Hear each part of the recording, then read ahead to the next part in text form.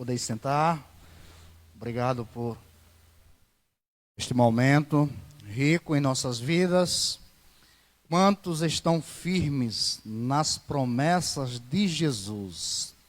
Estando nós firmes nas promessas de Jesus, as tempestades a gente enfrenta tranquilo, porque sabemos que o Senhor, no momento certo, irá nos socorrer, porque estamos firmes nas promessas dele. E as promessas do Senhor, elas não falham. Assim como o Andrew já ministrou no início, os homens prometem, mas não cumprem muitas das vezes. Mas o nosso Deus, aquilo que ele promete, ele cumpre. Agora no tempo dele. Cabe nós aguardar o tempo de Deus, porque o tempo de Deus não é o nosso tempo, né? A gente somos acostumados a sermos imediatistas, querermos na hora. É feito uma criança, né? Criança, quando está chorando por algo, você tenta de todas as formas persuadi-la a mudar de ideia. Não, mas ela quer naquela hora, né? Ela não entende. Às vezes nós somos assim, mas temos que estar firmes. Se estamos aqui hoje, Andrew, é porque estamos firmes no Senhor. O Senhor, ele tem promessas para as nossas vidas, e quando a gente entende essa promessa, mesmo lutando, relutando em nossas dificuldades, em nossos problemas pessoais, mas a gente se mantém firme. Quantas não foram as investidas do diabo em minha vida para eu desistir de Jesus? Mas o Senhor, por seu grande amor leal, me aprove a estar aqui, firme nele.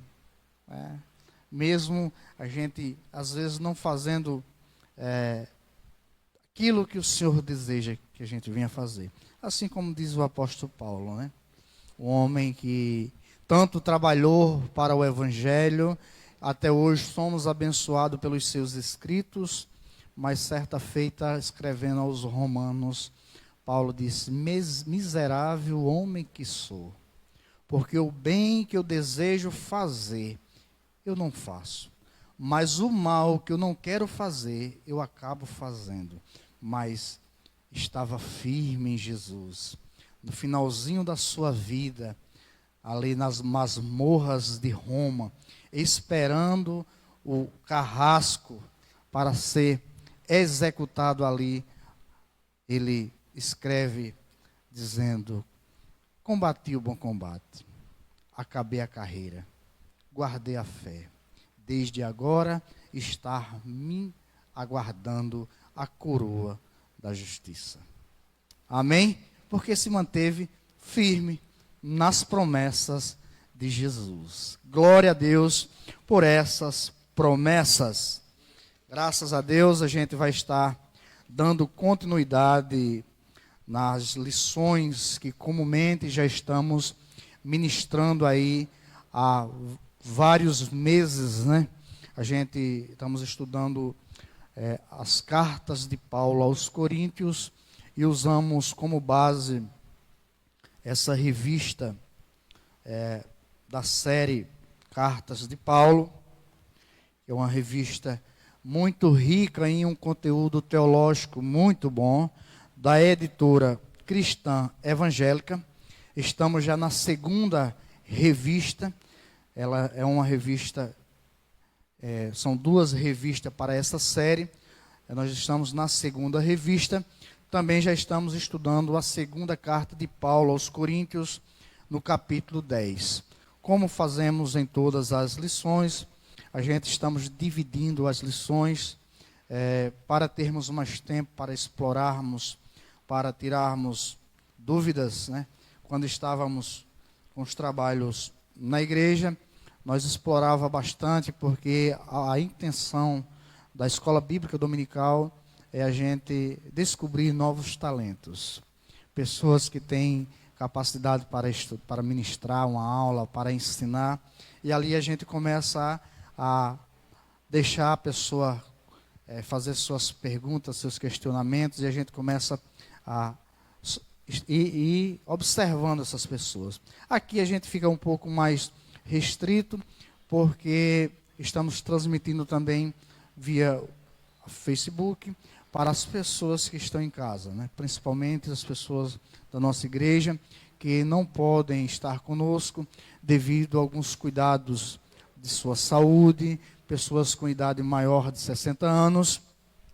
Aí nós estamos transmitindo ainda por esses motivos. Também estamos no anexo da nossa igreja, porque o nosso salão principal está passando por uma reforma, que em breve ficará pronto para recebermos, quem sabe aí com o culto de louvor e adoração a Deus com toda a igreja. Vamos pedir ao Senhor que isso possa ser em breve, porque estamos com saudade de termos as nossas classes divididas, homens, mulheres, jovens, adolescentes, as crianças nas suas salas, nos seus departamentos infantil trabalhando, como sempre fez um trabalho maravilhoso e muito tem abençoado essa comunidade ensinando a palavra de Deus. Aonde a palavra de Deus chega, a mudança, a transformação. Se eu estou aqui hoje, é porque alguém investiu tempo orando por mim, ministrando a palavra para a minha vida, para que eu tivesse uma nova perspectiva do que é a família, esses valores cristãos, buscar aprender do Senhor, estar aos pés do Senhor, lendo a sua palavra, sendo abençoado com as orações dos nossos irmãos ao nosso favor. Isso é importante porque tem uma igreja orando e cuidando das nossas vidas. Oxalá que em todos os lugares tivesse igrejas que zelassem pela doutrina, pela palavra de Deus, porque há mudança, há transformação. Aonde a palavra de Deus chega, chega luz em meio às trevas. É esse o objetivo de estarmos aqui. Nós não ganhamos nenhuma remuneração salarial para estarmos aqui. Graças a Deus por isso. Porque é o Senhor que nos motiva a fazer. É o Senhor que nos motiva a estudar até tarde da noite, buscando do Senhor uma direção, às vezes nos privar de um passeio para estar buscando do Senhor, e fazemos isso com a maior alegria no coração, para que você também possa ser abençoado e o Espírito Santo de Deus fale ao seu coração e você venha ter transformação na sua vida. Que Deus abençoe. O Senhor irá falar ainda nesta manhã através de uma aula simples. Vamos expor aqui algumas colocações do apóstolo Paulo no capítulo 10. Semana passada a gente fez um pouco rápido, porque o tempo estava apertado para a gente expor com mais precisão aquilo que a gente comumente estávamos fazendo aí, porque nós usávamos de 1 hora e 5 minutos, 1 hora por aí. E a gente teve um tempo bem mais reduzido. Mas o pastor já nos autorizou aí, a gente está até 10h20 por aí, para que a gente possa ter um tempo maior para essas colocações. A semana passada nós estudamos o tema da lição de hoje, a lição número 14 dessa revista, e ela vai abordar o capítulo 10 da segunda carta de Paulo aos Coríntios, e ele trabalha sobre a questão o ministério, né? O ministério é serviço. O ministério é serviço. Quem serve, exerce um ministério. Se você serve na igreja, você exerce um ministério na igreja. Ministério de louvor tem o nome, Ministério de Louvor. Mas aquelas pessoas que estão por trás das cortinas, trabalhando, é um ministério. Ministério é servir. E quando você faz com alegria, com dedicação no seu coração, se prepare, porque vai se levantar oposição para que as coisas não dê certo.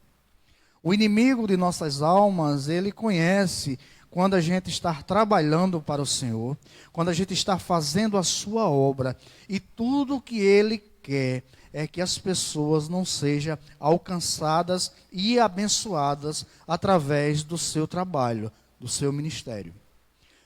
Por isso que muitas pessoas não querem servir na igreja, porque elas começam a se confrontar com os problemas que se levantam, não é fora na rua, mas é dentro da igreja. E nós, como servos do Senhor, temos que entender que dentro da igreja é o lugar certo para nós convivermos com as pessoas de diferentes posicionamentos, porque nós não somos iguais. Cada uma pessoa, ela tem uma personalidade diferente, porque ela foi instruída diferente, uma cultura familiar diferente, e as pessoas vêm com os seus, com aquilo que ela aprendeu ao longo da vida para dentro das igrejas. Mas é aqui onde nós somos tratados, né?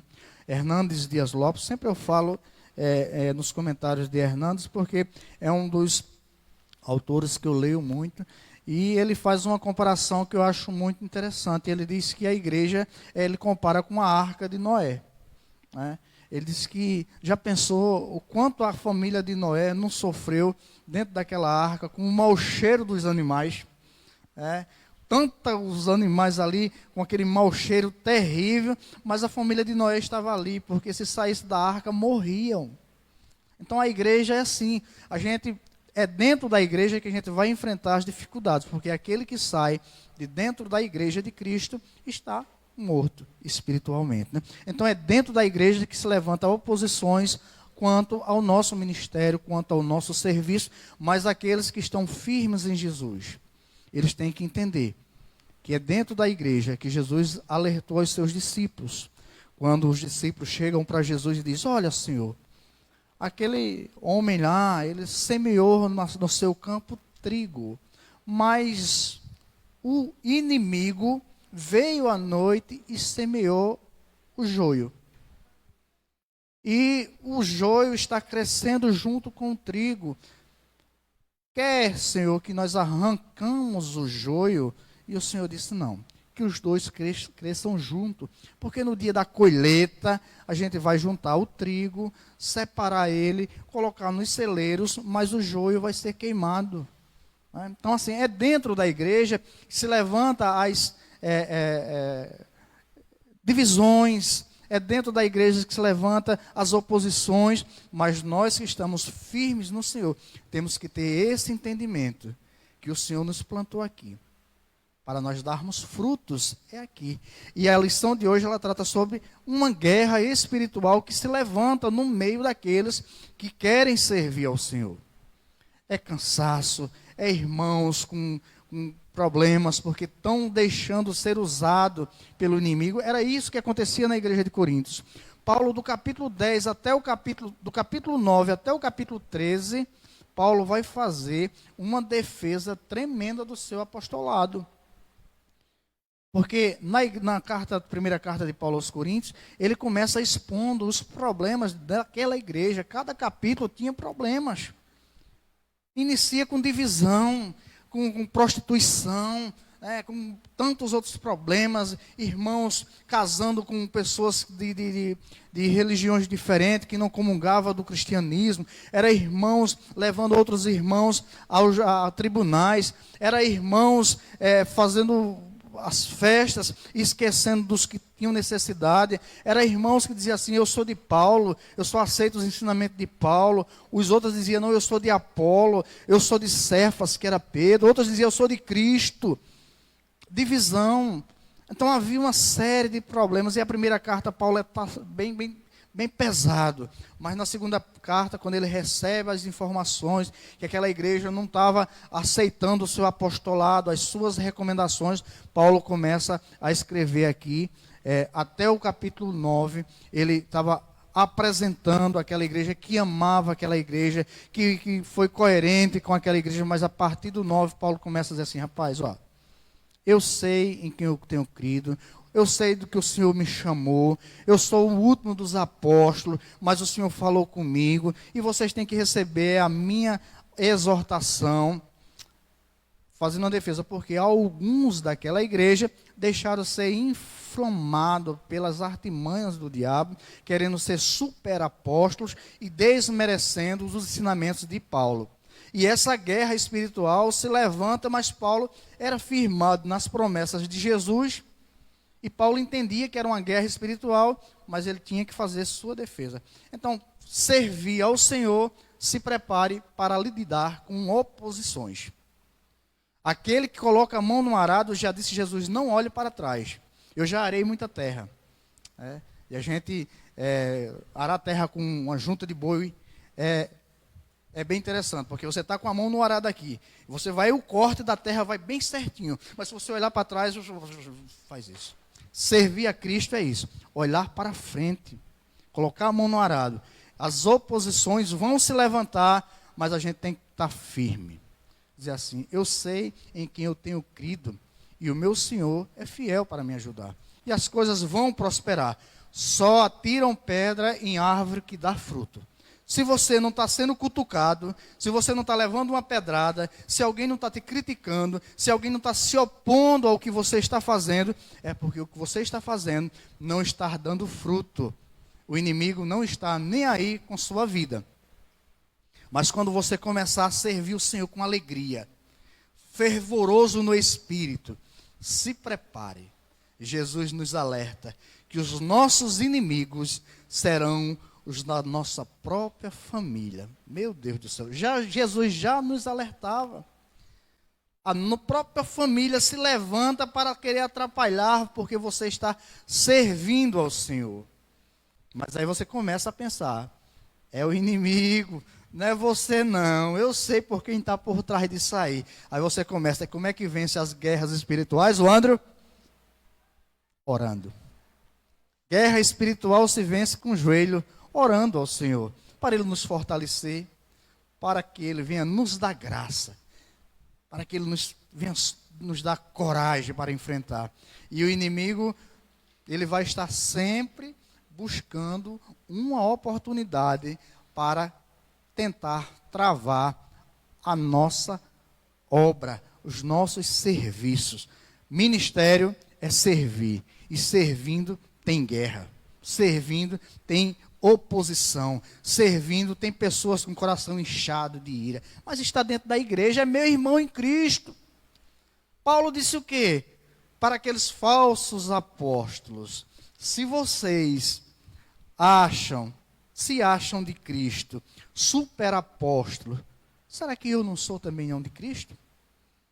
Então, quem sou eu para desmerecer aquele que está dizendo que eu estou errado? Mas ele está dentro da igreja também. É o Senhor, ele é do Senhor, o Senhor que vai julgar. Então, guerra espiritual, lição de número 14, a gente vai estar entendendo quais são as atitudes para vencer a guerra espiritual.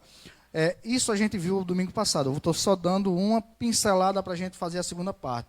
Primeiro, as atitudes para vencer a guerra espiritual é a firmeza, né? Paulo foi firme para com a igreja de Corinto, se apresentando como um enviado, aquele que pregou o evangelho aos coríntios. Paulo era o pai da fé daquela igreja, foi o primeiro a pregar o evangelho em Corintos. Então Paulo tinha autoridade para falar para com aquela igreja e ele foi firme, né? Mas para mostrar a sua firmeza, nós temos que usar armas espirituais. Nós não vamos militar na igreja dando tapa, né?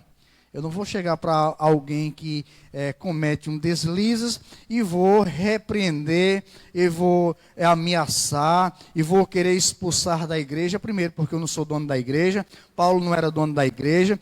O pastor Renato não é dono da igreja. A igreja é de Jesus. Mas ele tem que usar armas espirituais para lidar com situações dessa forma.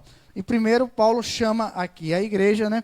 E escrevendo à igreja, começa a exortar que Paulo não estava usando armas carnais, armas que agride, mas armas espirituais. O que Paulo fazia, primeiramente, passava pelo crivo poderoso da palavra de Deus. O tópico 2, ele diz: como o homem de Deus é conhecido, né? Nós falamos isso a semana passada, estamos só fazendo um breve relance, um breve comentário, para depois entrarmos na segunda parte da lição. O homem de Deus é conhecido. Como é que um homem de Deus é conhecido, né? O verso 10, o capítulo 10, o verso 7, ele diz que o homem de Deus, ele é conhecido, capítulo 2 Coríntios, vamos lá. 2 Coríntios, capítulo 10, e o verso 7, né? Paulo disse: olhai para as coisas segundo a aparência. Aquela igreja olhava para Paulo segundo a aparência de Paulo. Eles achavam que Paulo não tinha capacidade para ministrar pela aparência de Paulo. E Paulo diz: se alguém confia em si mesmo, que é de Cristo, pense outra vez isto consigo, que assim como ele é de Cristo, também nós somos nós de Cristo. Porque ainda que eu me glorie mais alguma coisa do nosso poder, o qual o Senhor nos deu para edificação e não para a vossa destruição, não me envergonharei, para que não pareça como se quisera intimidar-vos por cartas, né?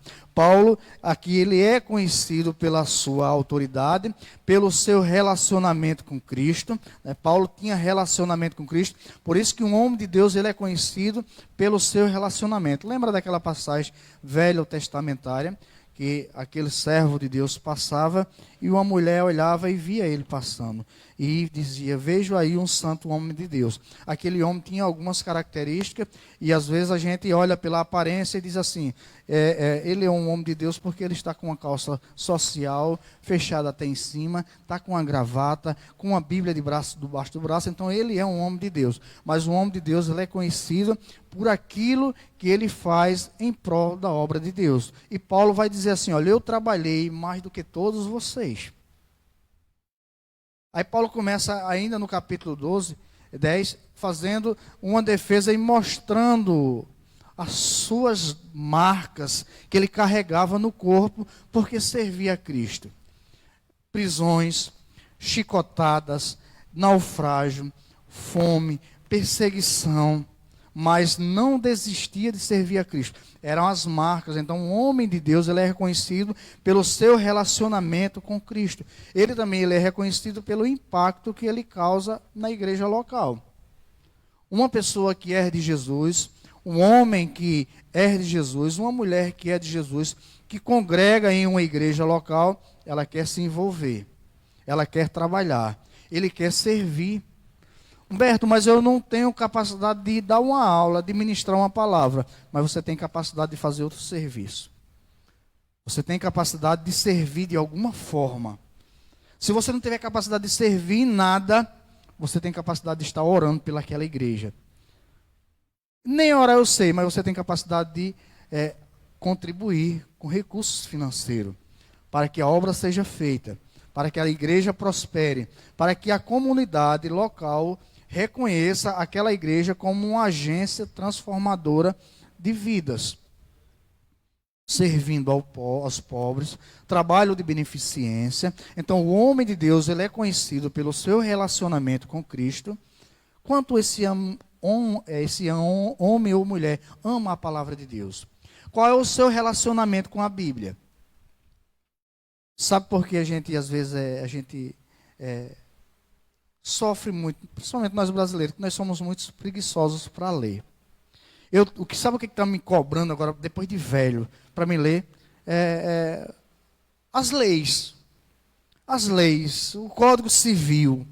Meu irmão, nós deveríamos ler, aprender, para se defender, para entender, para quando alguém vier conversar conosco, a gente saber impor os artigos, os incisos, dizer assim, ó, não, o Código diz isso, assim, assim, assim. Se defenda. Mas a gente não, eu não sou advogado, eu não sou juiz, eu não preciso disso aqui. É conhecimento, leitura da palavra. Alguém vai falar da Bíblia com você e você fica, é mesmo, né? É assim mesmo. Pois é. Lembro que eu fazendo um serviço na casa da nossa irmã Josélia, e ela dizendo que na hora do almoço ela ia para um refeitório almoçar com os professores. E os professores conversando sobre história. E ela ficava só feita a lagartixa, balançando a cabeça, né? Porque ela era professora de matemática, ela não gostava de história, né? Às vezes a gente vai conversar com pessoas que conhecem da palavra de Deus e a gente fica só balançando a cabeça, afirmando tudo, né? Por quê? Porque a gente não lê. Relacionamento com a palavra de Deus. O homem de Deus tem que ter relacionamento com a Bíblia. O nosso livro de defesa é a Bíblia. Não invente de entrar, conversar com alguém no campo filosófico, no campo acadêmico. Ele vai impor as suas regras, o mundo vai impor aquilo que ele pensa.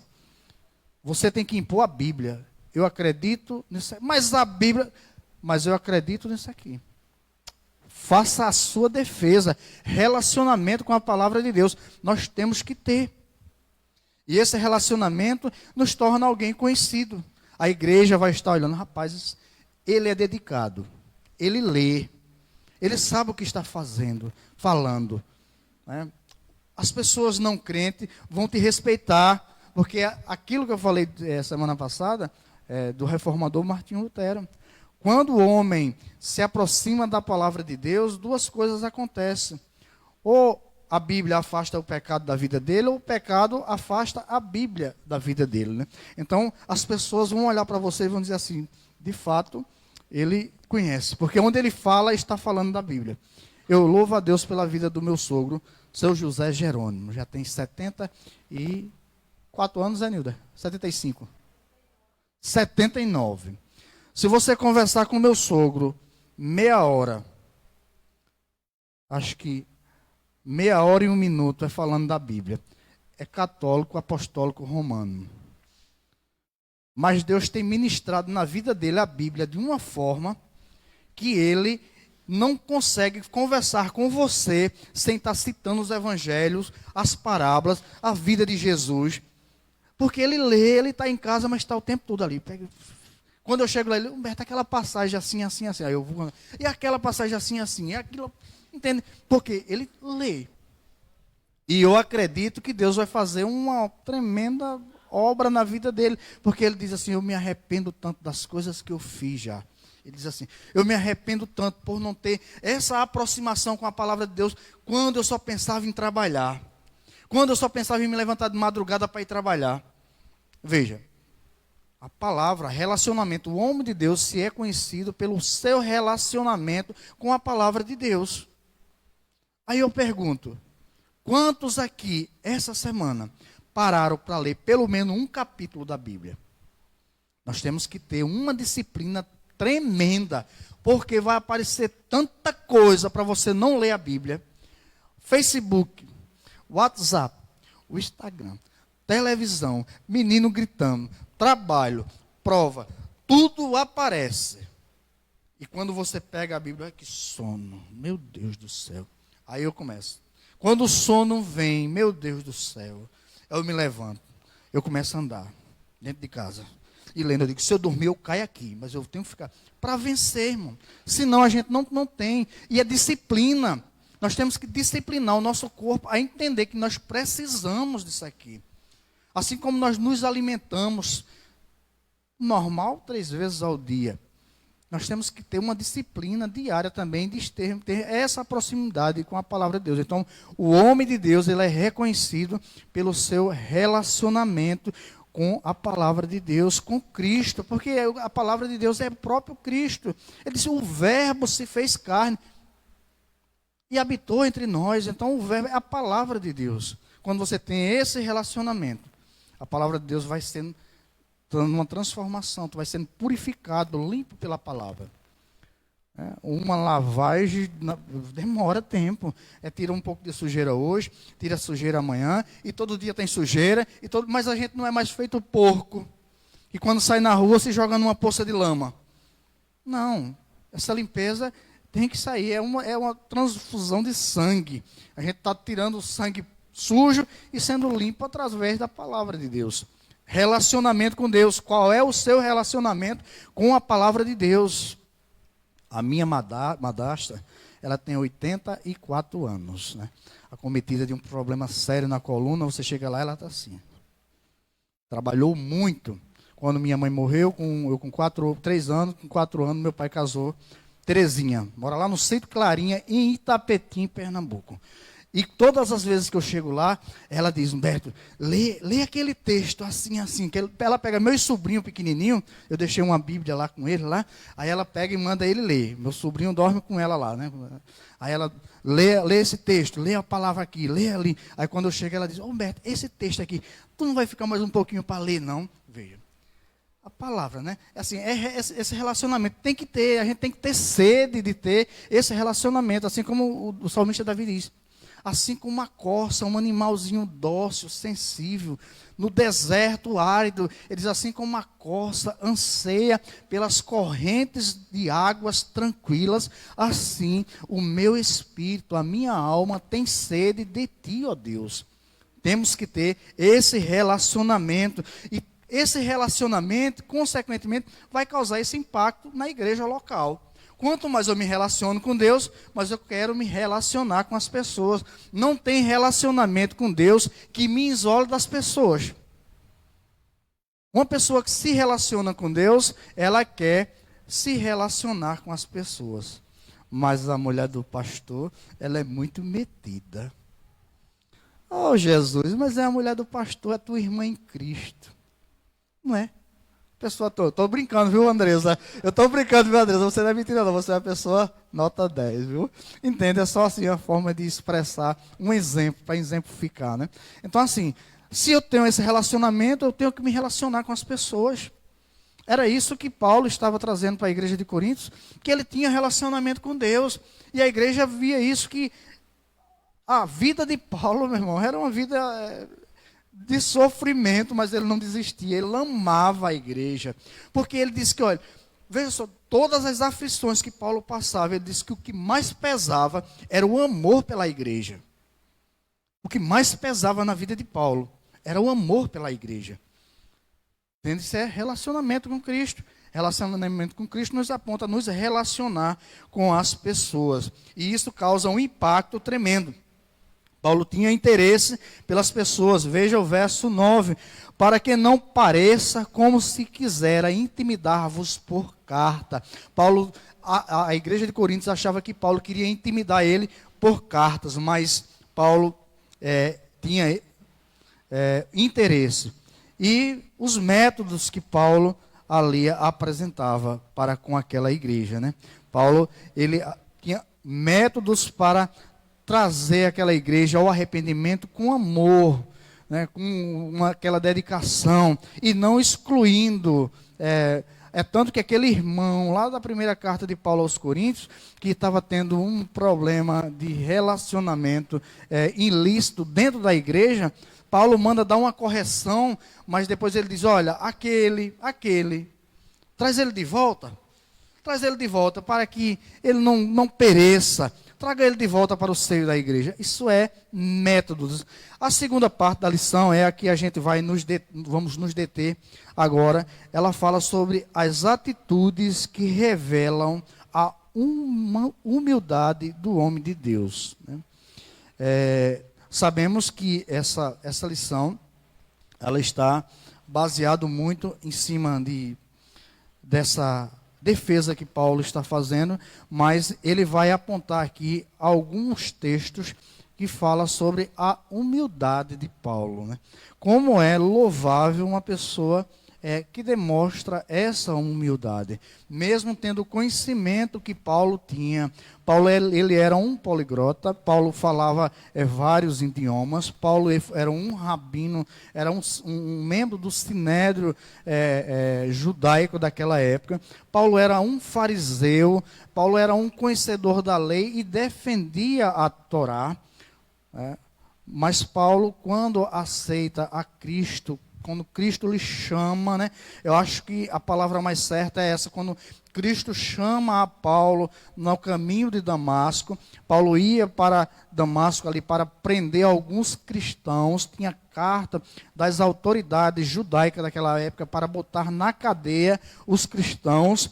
e de Jesus, ele raia na luz ali no céu, e Paulo escuta aquela voz que dizia: Saulo, Saulo, a quem tu persegues?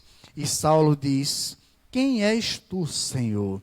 E a voz responde: eu sou Jesus, a quem tu persegues. Duro é para ti recalcitrar ou lutar contra os aguilhões de Deus. E Paulo fica cego, mas é recuperada a visão, e Deus, Jesus, envia ele para pregar o evangelho aos gentios. Então, Paulo desprezou todo o conhecimento que ele tinha. Ele diz assim, tudo que eu aprendi até hoje é inútil, porque o que me foi revelado é muito maior. Por isso que ele vai dizer assim: eu não me arrependo do evangelho de Cristo, que é o poder de Deus para salvar todos aqueles que nele creem, seja judeus, seja gregos, escrevendo aos romanos.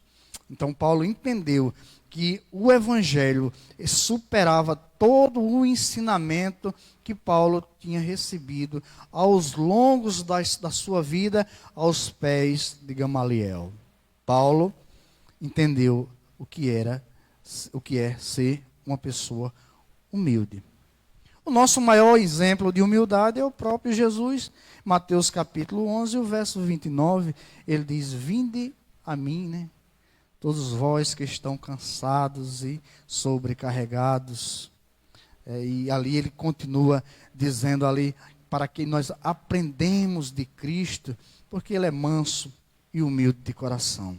Humildade, a gente temos que ter essa sensibilidade. Quando alguém já chega com ar de superioridade, querendo ser o tal, a gente já começa a olhar por baixo. Diz assim: rapaz, eu sei que tu não és nada, né?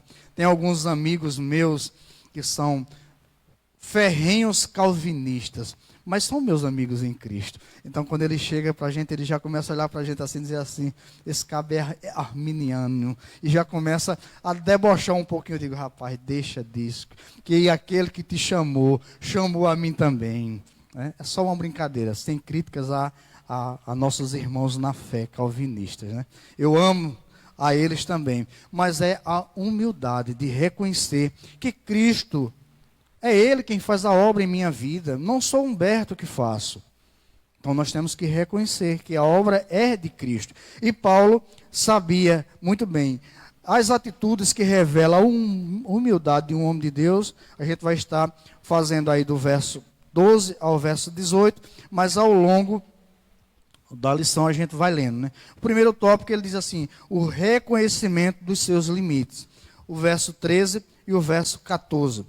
Paulo diz o seguinte: porém não nos gloriamos fora da medida, mas conforme a reta medida que Deus nos deu para chegarmos até vós. Porque não nos entendemos além do que convém, como se não houvéssemos de chegar até vós, pois já chegamos também até vós no Evangelho de Cristo. Havia um grupo de superapóstolos daquela época que desprezavam Paulo. Paulo vai dizer no capítulo 11 que ele era apóstolos fraudulentos, eram servos do maligno. Paulo vai começar a revelar na íntegra a vida daqueles homens. Então Paulo diz assim: eu cheguei a vocês aqui porque foi Cristo que me enviou. Se a gente vê o capítulo 15, o verso 10 do primeira carta de Paulo aos Coríntios, capítulo 15, o verso 10, Paulo diz o seguinte: mas pela graça de Deus sou o que sou, e a sua graça para comigo não foi vã. Antes trabalhei muito mais do que todos eles. Todavia, não eu, mas a graça de Deus que está comigo. Paulo reconhecia seu limite. Paulo reconhecia que foi Deus que dava graça, era Deus que dava graça a ele para trabalhar na obra.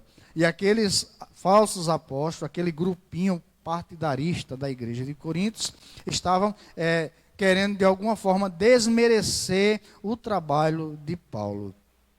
Norman Champlin é um dos comentaristas que é muito aceito no meio cristão. Ele tem uma frase comentando essa carta de Paulo aos Coríntios, segunda carta de Paulo aos Coríntios, ele diz o seguinte: não podemos esperar paz de consciência se imaginarmos que somos melhores do que os outros. Só em você achar que é melhor do que outra pessoa, a sua consciência não vai estar em paz. Se de fato você serve a Cristo, você está plantado em uma igreja e você se acha superior a outra pessoa, a sua consciência já vai estar te acusando. Rapaz, o que é isso? Aquilo que tu tens, aquilo que tu aprendeste, é a graça de Deus na tua vida. Seja humilde, ensine aos que estão chegando. Há pessoas que a capacidade de raciocínio não é tão desenvolvida, ou a graça de Deus não se manifestou em uma totalidade maior na vida daquela pessoa. Entenda isso. É a medida da fé que Paulo fala aos romanos, né? A medida da fé. Alguns têm uma facilidade de ter um entendimento, de aprender mais rápido. Outros são mais lentos.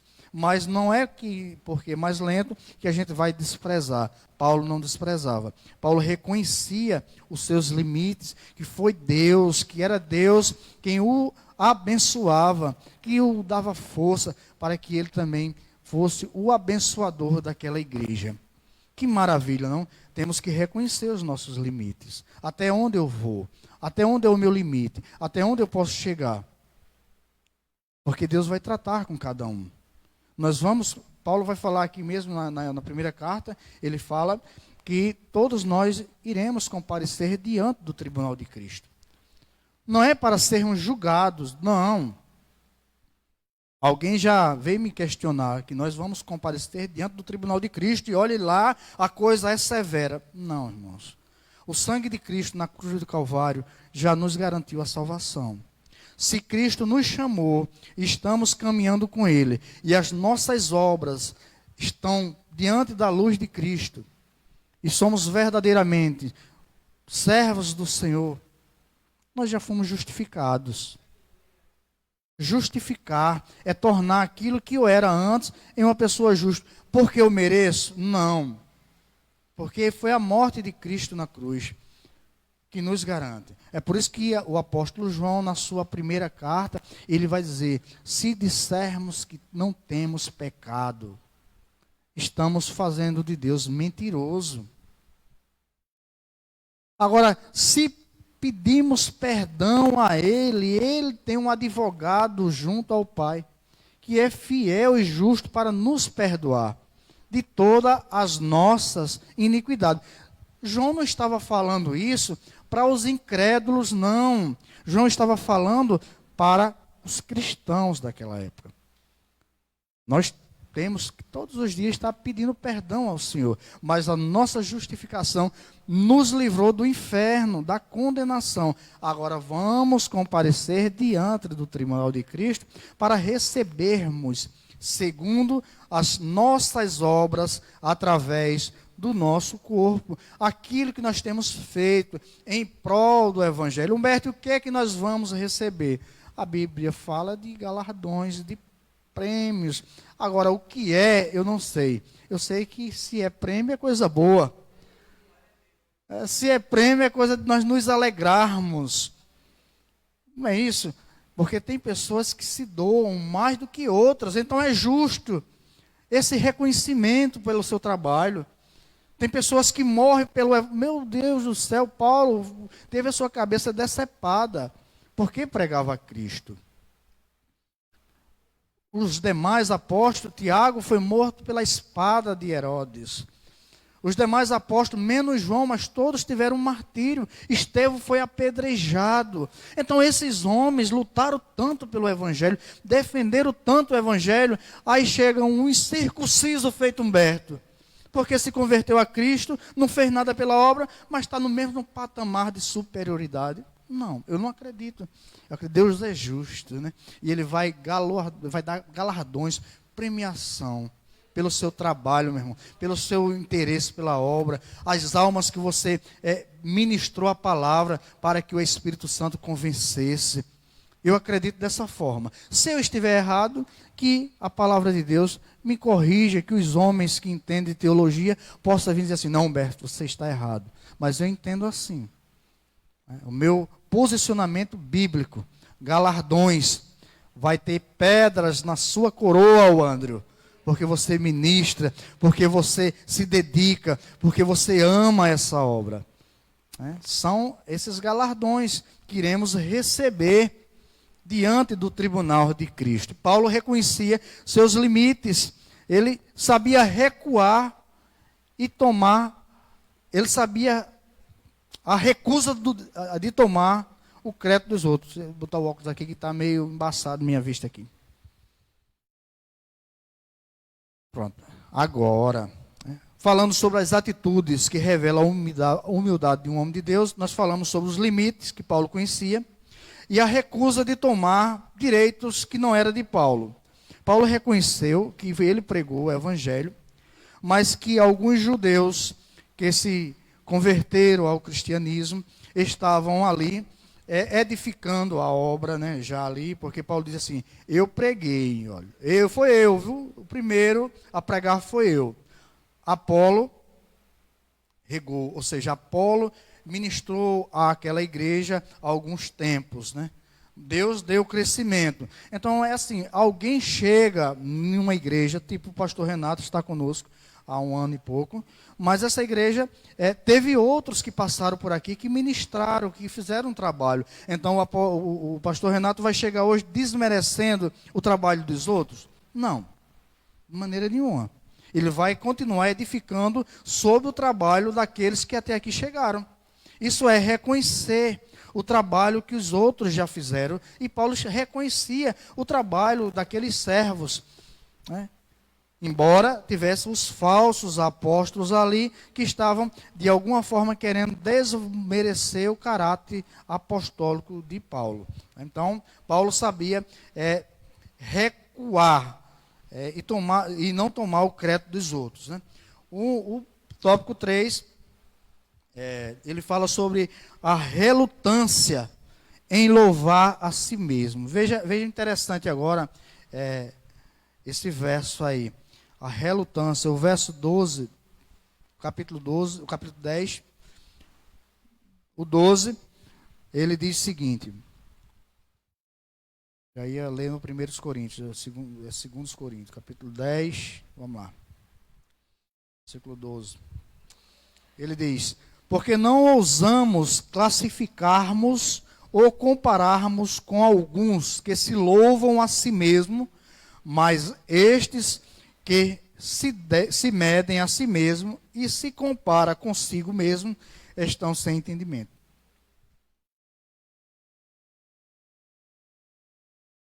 Havia aquele grupo de superapóstolos que eles diziam assim, eu sou melhor do que o André.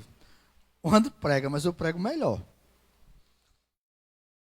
Mariana louva, mas Nilda é superior, 10-0. Entende? Então na igreja de Corinto havia aquele grupinho que era normal daquela época no convívio dos filósofos. Nós sabemos que a igreja de Corinto ela foi muito influenciada pela cultura filosófica da época. Então a igreja ela é influenciada pela cultura, a cultura local tende de alguma forma a influenciar a igreja, né? Aquilo que nós estávamos até falando ontem ali, eu e o pastor Renato, que a gente estava organizando ali as cestas básicas ali, e eu coloquei um reggae que eu gosto muito de escutar, né? O pastor Guilherme Camargo, eu gosto muito de escutar o reggae dele. Aí a gente quando eu botei ali, o pastor disse, meu irmão, isso é muito bom. E a gente começou a falar. Aí ele disse, lá no Rio de Janeiro tem Salomão do reggae. Eu digo, eu escuto também, eu também gosto. Aí a gente começou a conversar, eu disse, olha, a mensagem tem vários métodos que a gente pode levar.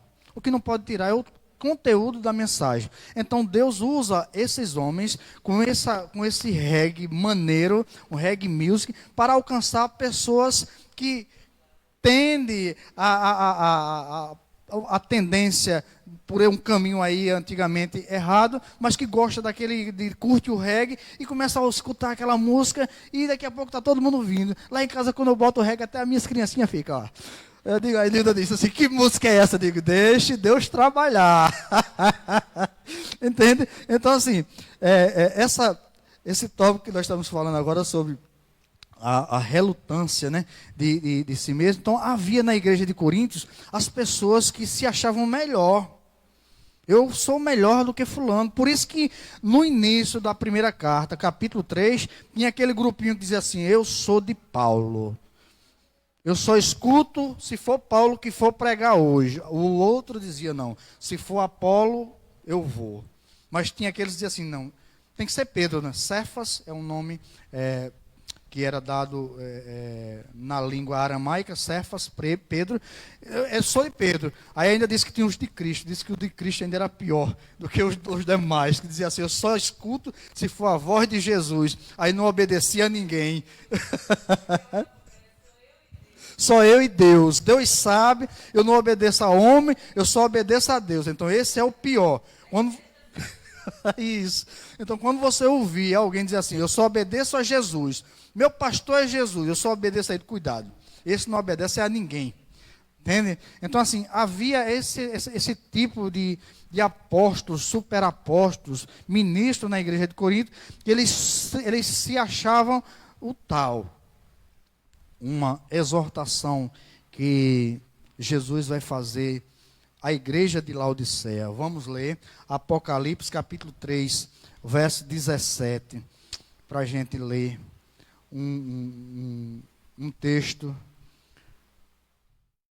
muito importante. 3,17. Apocalipse 3,17. Se a gente... Eu não vou ler o texto todo, porque a gente só tem mais 10 minutos aí para a gente concluir. Mas o 17 a gente faz um comentário aqui em cima desse texto. Capítulo 3, verso 17 de Apocalipse. Diz, como dizes, rico sou e estou enriquecido, e de nada tenho falta. E não sabes que és um desgraçado, e miserável, e pobre, e cego, e nu. A igreja de Laodiceia foi a única igreja que Jesus escreve em uma carta, através de João, né?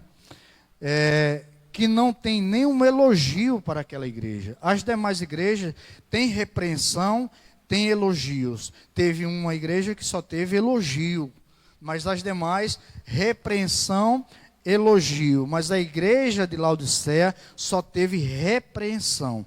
Por quê? Laodiceia era uma igreja muito rica, era uma igreja que estava nos Emirados Árabes, lá em Dubai, digamos assim, né?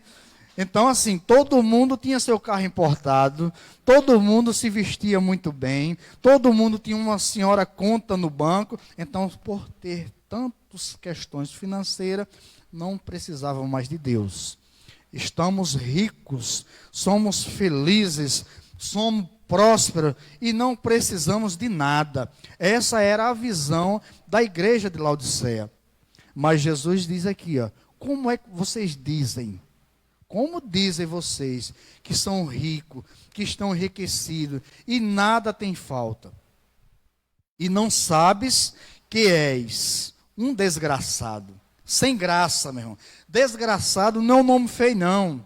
E às vezes a gente chega para outro, tu és um desgraçado. Eu digo, meu Deus, desgraçado é sem graça de Deus. É sem o favor de Deus sobre a sua vida. Né? Então, Jesus está dizendo, vocês não têm graça nenhuma. O meu favor não está sobre vocês. Né? Desgraçado. És um miserável. Pobre, cego e nu. Porque aquela igreja se auto-louvava. Provérbio vai dizer que deixas tu que a boca dos outros te louve, não a tua. Deixe que os elogios venham de fora, mas você não se louve. Não bata palma diante do espelho para você mesmo. Como eu sou lindo. Entende? Não. Era isso que acontecia na igreja de Coríntios. Os superapóstolos se achavam superiores a todos os demais. Desmereciam a Paulo, desmereciam os seus ensinos, só eles que sabiam, só eles que estavam com a razão, só eles que tinham a autoridade. Não é assim. No reino de Deus não é assim. Conheça o seu lugar. O que você tem foi o Senhor que lhe deu. Não despreze aquilo que o Senhor está fazendo na vida dos demais. Porque você está trabalhando, não critique. Porque você está fazendo a obra, não critique. Você está errado, chame, converse, repreenda, dê um conselho, ajude. Vamos orar junto, vamos caminhar junto. Não desista. Mas não se ache que você é melhor do que os outros. O alto louvor. Segundo Samuel, capítulo 24, o verso 24. Tem uma expressão, em todo aquele contexto, não vamos ler o verso, né? Que Davi, ele se exalta. Davi, ele se acha superior e tira de Deus a essência que estava na vida dele. Ali dizer assim, vai contar quantos homens tem todo o meu exército. Fazer um censo, né? O IBGE começou ali, viu? O IBGE começou ali. Ó. Vai contar para ver quantos homens que podem desempenhar uma espada, podem lutar no meu exército.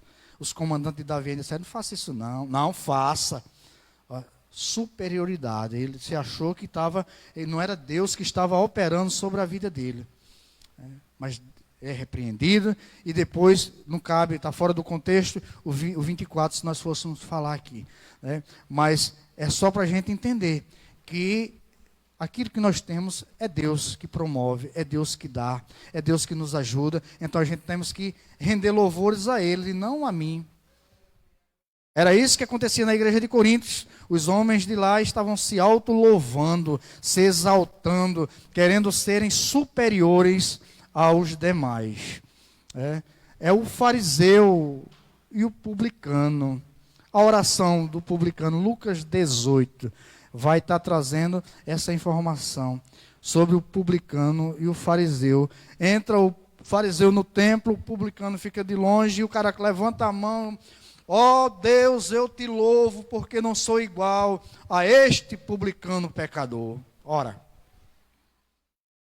publicano, coitado, miserável, cheio de pecado. Ó Deus, tem compaixão de mim que sou pecador. Humildade é reconhecer a minha fraqueza. Reconhecer que tudo que eu tenho não procede de mim. Que tudo que eu tenho procede de Deus. Reconhecer que o poder que está sobre a minha vida é Deus que dá. Aquilo que eu estou fazendo é Deus que promove. Aquilo que eu estou executando é a graça de Deus que está sobre a minha vida. Humildade. Reconhecer as nossas fraquezas e pedir a Deus ajuda. Não era isso que acontecia na igreja de Coríntios. A igreja de Coríntios tinha o grupinho de querer ser maior, ser superior. Entende? Não é esse o entendimento que Paulo nos recomenda. O que o apóstolo fazia é que certamente é recomendável que façamos o seguinte: aquele, porém, que se gloriar, glorie-se no Senhor. 2 Coríntios 10, 17. Todos devemos gloriarmos apenas naquilo que aprove o Senhor realizar por meio de nós. É a razão para isso que está no versículo seguinte. Deus não aprova quem a si mesmo louva. O aprovado é aquele a quem o Senhor louva, que é o verso de número 18 da segunda carta de Paulo aos Coríntios.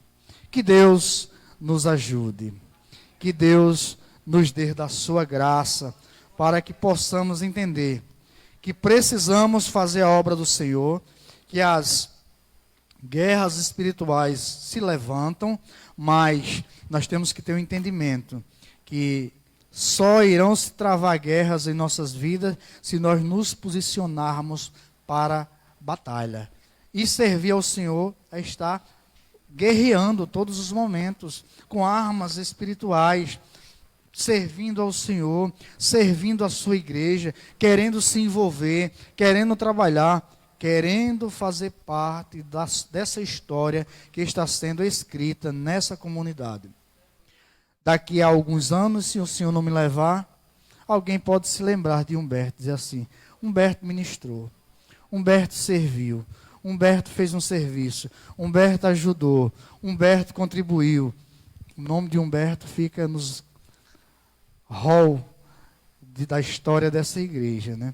Que o seu também esteja, porque é louvável servir o Senhor. Lembre-se que irá surgir as adversidades, mas faz parte. São guerras espirituais que serão travadas, mas o Senhor é aquele que peleja conosco, né? A próxima lição, a lição de número 15, ela vai nos dar um entendimento sobre os falsos apóstolos. Estudando o capítulo 11 de 2 Coríntios, e os falsos apóstolos vão estar em eminência para a gente aprender. Será que existe hoje falsos obreiros, falsos pastores, falsos apóstolos, falsos ministros? Todo canto tem, né? Deus abençoe, Deus nos guarde, Deus nos ajude. À noite estamos aí.